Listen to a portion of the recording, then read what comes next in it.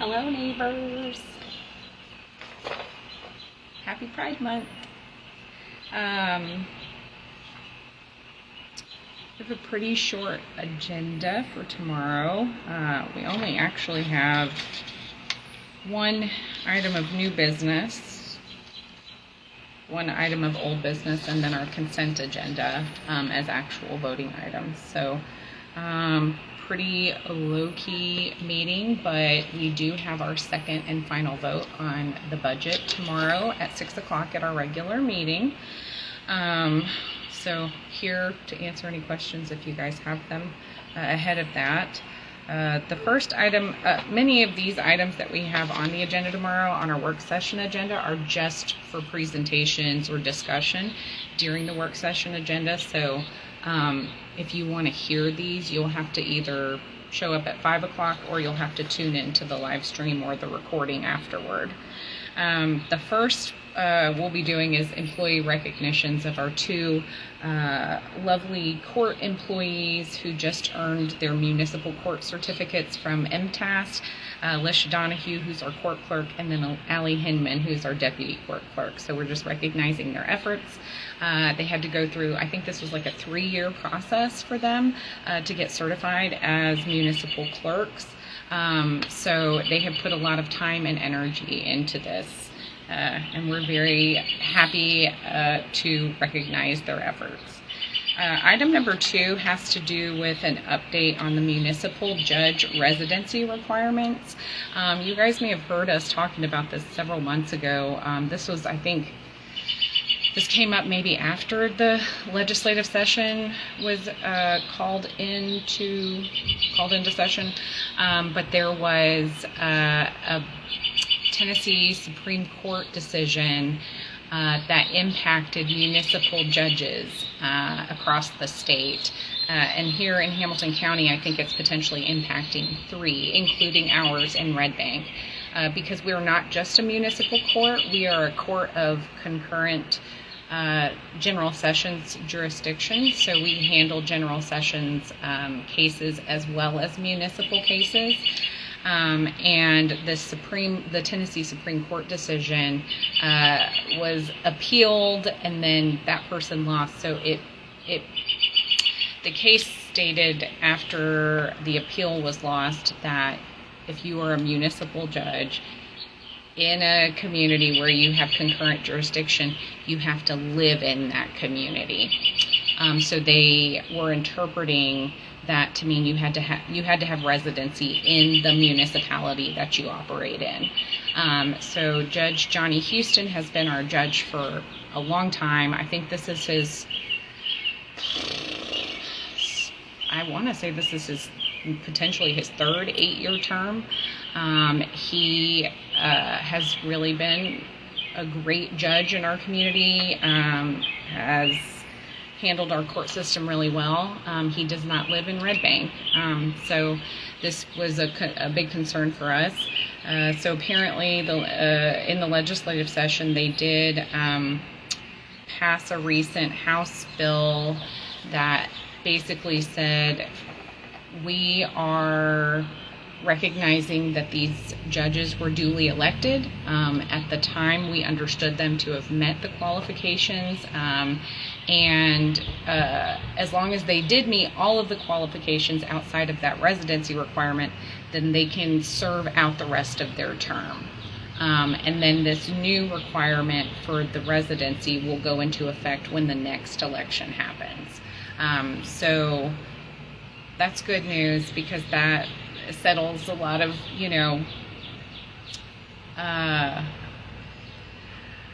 worry and concern about whether or not we were going to get to keep Judge Houston over our court system, and he is going to be able to finish out his term.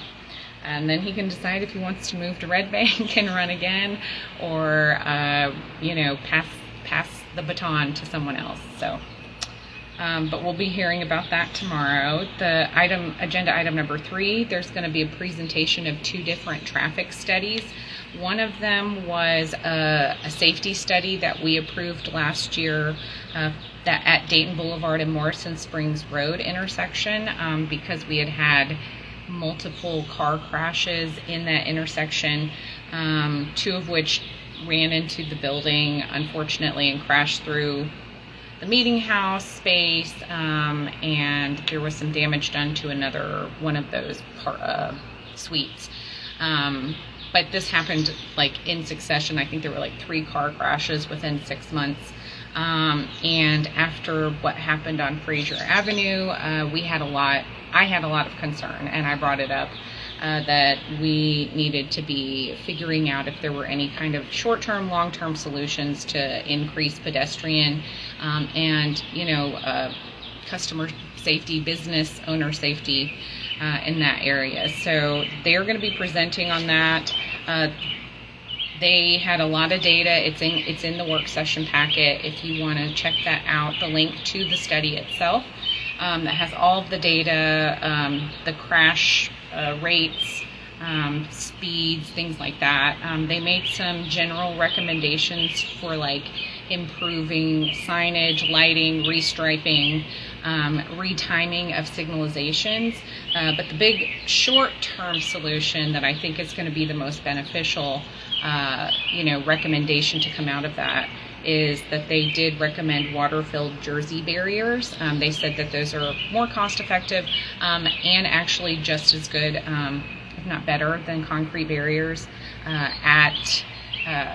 in that section there. So if a car does come through that intersection, instead of crashing into the building, into a business or a person, they would crash into that jersey barrier. So we'll be talking about that. And then their other study was on Ashland Terrace and Dayton Boulevard,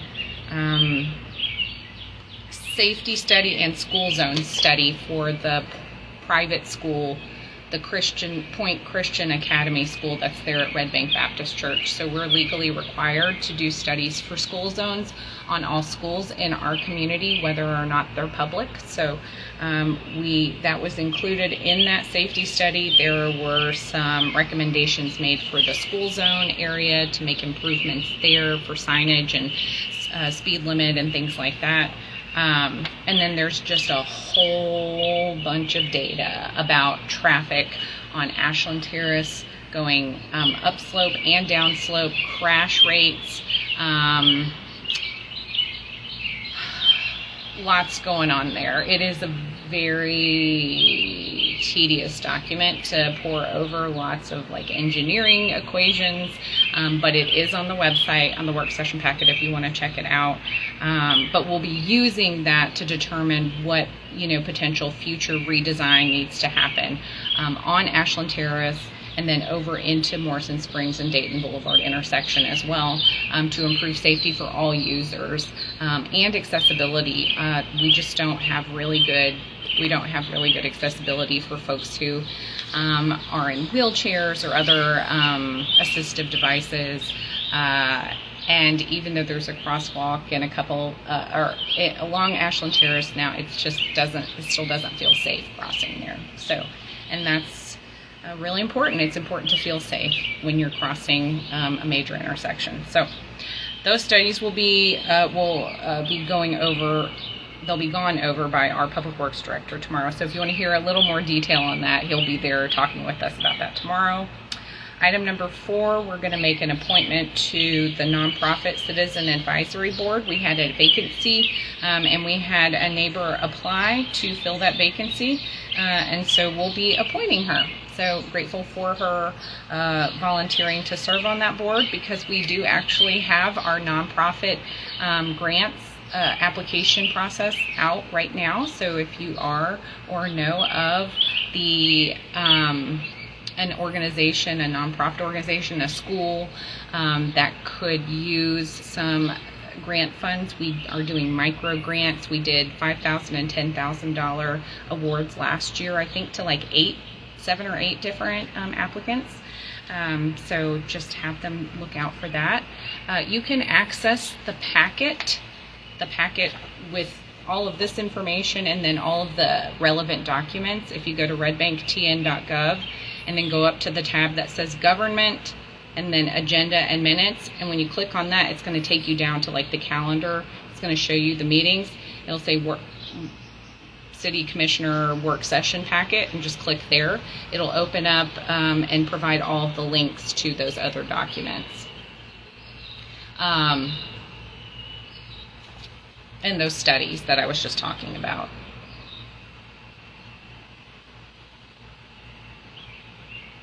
Yeah, definitely. Signal timing was a big thing that they mentioned. So the question is, retiming the signals be the easiest and cheapest way? Yes. So what they had was in the recommendations, they had short-term and long-term recommendations for improving safety in that intersection, and the retiming one was a big one.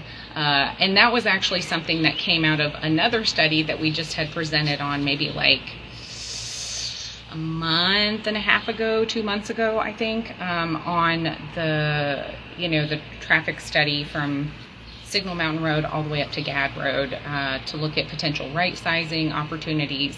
And one of the things that they recommended also out of that study was retiming our signals, that could improve the flow of traffic and prevent some of these weird congestion times where the timing isn't enough to let all the cars come through, and then somebody's stuck or there's a pedestrian trying to cross really fast.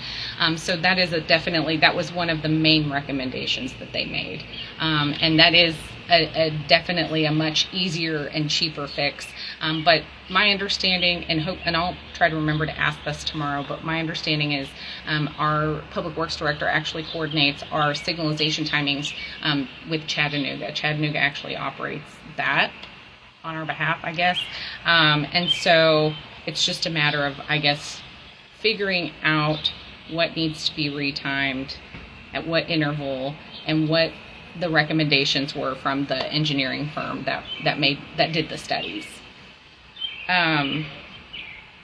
So item number 5 is approving a contract with BuzzClan LLC for on-call municipal data analyst services in an amount not to exceed $15,000 annually. This is something that we are working on, or that we actually have included in our our budget proposal right now. And this, after they did the request for qualifications, I think there were 11 applicants, and this one was chosen as the highest that met all of the needs that we were looking for. So our city manager particularly really wants to start trying to figure out, have them start figuring out some more data-informed approaches to certain things like capital improvement planning, projecting, like future growth and tax revenue growth. So wanting to take a look like historically where we've been with property taxes, and what they can kind of, track for like the trajectory over the next several years, because we need to know that information to help us make informed decisions when we're talking about capital improvement planning. We still don't have a capital improvement plan, and a large part of that is because we really need to look at like, what are our revenues going to be, what can we start thinking about budgeting for in the next 2, 5, 10 years, and how we need to like stack that out. So that service would be to help us get some more, use data to drive those decisions. So we don't have anybody who does any kind of data analysis or data review for us right now. So $15,000 is the max that we would be able to pay them in a year, just to get started with those services. Also really to help us get our capital improvement plan in place. We've never had one in place in the city of Red Bank. We're about to be 70 years old, and we've never had a plan for how we're going to invest in big purchases in the future, or renovations, maintenance of buildings, anything like that. So this is going to help us do that. Item number 6, we're going to have a presentation and discussion of the Red Bank Comprehensive Plan 2045. with our community development director, Leslie Johnson. This was completed, I think the draft is from March, but it had to go through like a public notice and everything and go through our planning commission before coming to us. But before we vote on it, because it's just a resolution vote, we're going to have just a little presentation, just kind of about some, summary points, and then a little bit of discussion, and then we'll actually be voting on it on June the 17th. That's our second meeting in June. This is a 180-page document.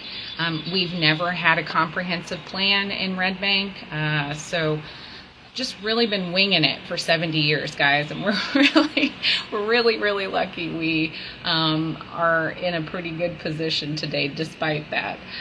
But we are, it's comprehensive. It's looking at housing, it's looking at zoning, it's looking at commercial development, it's looking at our roadways and infrastructure and all of those kinds of things. I mean, everything that we have to be thinking about as a local government, everything that we're responsible for. So I would really encourage you guys, this is a big deal. I mean, this is a big vote. We're not voting on it tomorrow, but it will be a big vote in 2 weeks from tomorrow to adopt our first ever comprehensive plan. And it's really going to guide the future of what we're doing, all of the decisions that we make, when we're inviting people to come into our community and open a business or, build a new development. This is going to set that vision and that tone for what that's going to look like. So I would encourage you to take a look at it, even if you can't read every single 180 pages, just at least get some of the highlights and listen to the conversation tomorrow, and then the next meeting on June the 17th before we vote on it. There will just be a lot of really good information and discussion. And then, come prepared with questions and comments. We want to hear from you guys before we finalize this. And then the last item of business is voting. This is an agenda item, so it's really just kind of like it's not a formal vote on a resolution or an ordinance. It's just really like a notification. Vice Mayor Holly Berry has been nominated as the Vice Chair of the Metropolitan Planning Organization, the MPO Executive Board, and so we're basically acknowledging that and accepting that she's going to move into that role on the Executive Board. Holly has been serving on the MPO for, I want to say, over going on 4 years now. I believe she was the vice chair one time in the past already. She's been nominated this time around, and so all accounts are that she's going to be voted in at their next meeting. And really proud of her. She's been a really great advocate for us on the MPO. The Metropolitan Planning Organization is everybody, like Chattanooga, all the municipalities, Northwest Georgia, Hamilton County.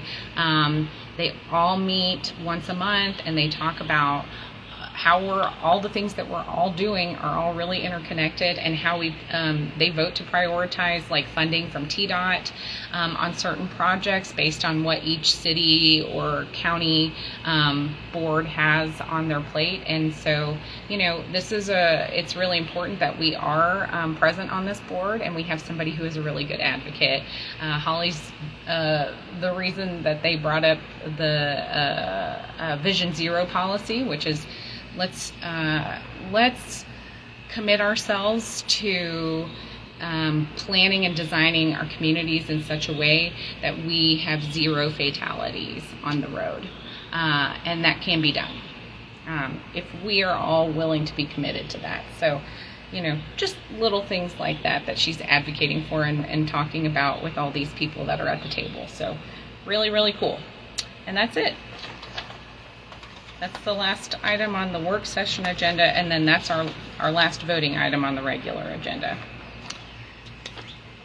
Any more questions? Yeah, I saw Giselle made another comment about not enough time for pedestrians to cross both crosswalks in time across Morrison Springs Road, and you are right, and they noted that also in the study.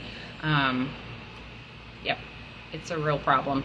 I am grateful, in case you missed this in the past, there was a repaving plan in place before Holly and I got elected at that intersection, and included in that repaving plan through TDOT grant funds, the right turn lane, if you're coming from North Red Bank and you're turning right onto Morrison Springs Road, it has that slip lane where it's just, a right turn lane that just curves over onto Morrison Springs Road.